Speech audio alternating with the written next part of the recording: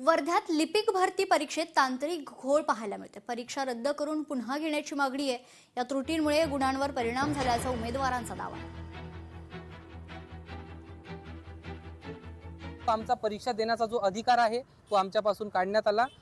सन्माननीय उच्च न्यायालयाला आमची मागणी आहे की कलम 226 अंतर्गत आमचे जे मूलभूत अधिकार आमच्याकडून हिरावून घेतले आहे, संबंधित ठिकाणाची चौकशी करून ही परीक्षा रद्द करावी आणि आमची चाचणी पुन्हा घ्यावी आणि ती परीक्षा पेपर टू स्क्रीन अशी असावी अशी आमची मागणी आहे। परीक्षेमध्ये एकदम कमी गुण आले आणि मी मागील 6 महिन्यापासून या एक्झामची तयारी करत आहे। तर यामध्ये मी आतापर्यंत कोणत्याच मॉक टेस्टमध्ये 50 पेक्षा जास्त मॉक टेस्ट दिल्यात, कधीच फेल झालो नाही।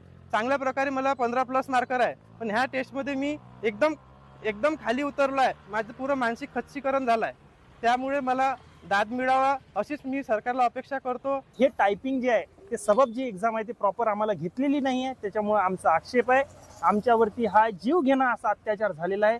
सरकारने असो की एक माननीय उच्च न्यायालयाने आम्हाला याच्यावरती काहीतरी न्याय द्यावा आणि पुन्हा एक्झाम घ्यावी ही मी त्यांना विनंती करतो।